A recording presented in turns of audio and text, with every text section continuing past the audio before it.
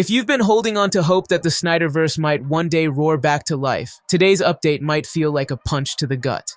For years, fans have pushed, campaigned, and trended hashtags trying to bring Zack Snyder's DC universe back.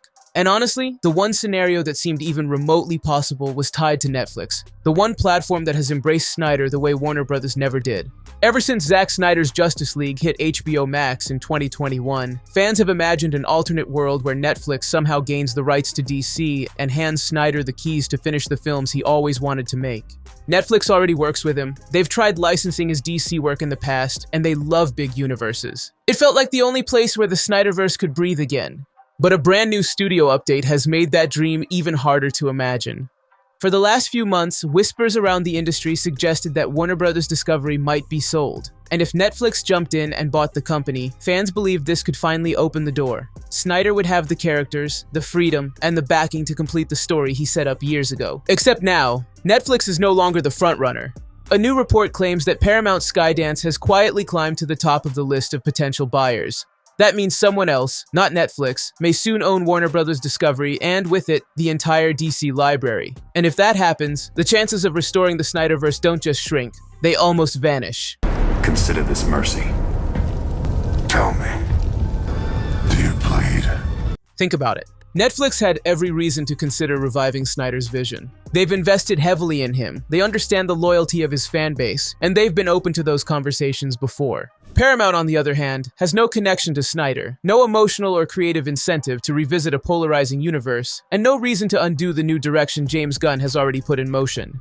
And that new direction is happening fast. Gunn's DCU officially launched with the new Superman movie, casting is underway for future projects, and the studio is investing in a completely different tone and vision. Rewinding all of that to resurrect a past version, especially one as divisive as the Snyderverse, makes absolutely no sense for Paramount or Comcast, the other studio in the bidding race. Even if either of them ended up acquiring Warner Bros., it's nearly impossible to imagine them reviving Snyder's Justice League plans. This is why Netflix was the only realistic shot. They already trust Snyder, they blocked off budgets for him, and they understand the massive global fandom that has rallied behind his versions of Batman, Superman, and the entire Justice League. But with Paramount now reportedly leading the race, that window narrows dramatically. And unless something shifts in a big way, the Snyderverse might finally be slipping out of reach. How did you get the house back from the bank? I bought the bank.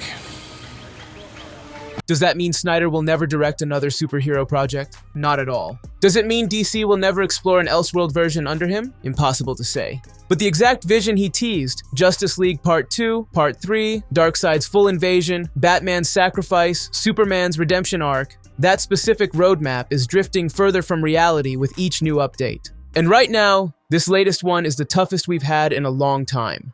So what do you think? Is the Snyderverse officially fading away? Or do you still believe there's one last dramatic twist waiting to happen? Tell me your thoughts in the comments. I want to know where you stand. If you enjoyed this breakdown, make sure you hit follow, like the video, and share it with your fellow DC fans. More updates, more entertainment news, and more deep dives coming soon. Thanks for watching, and I'll see you in the next one.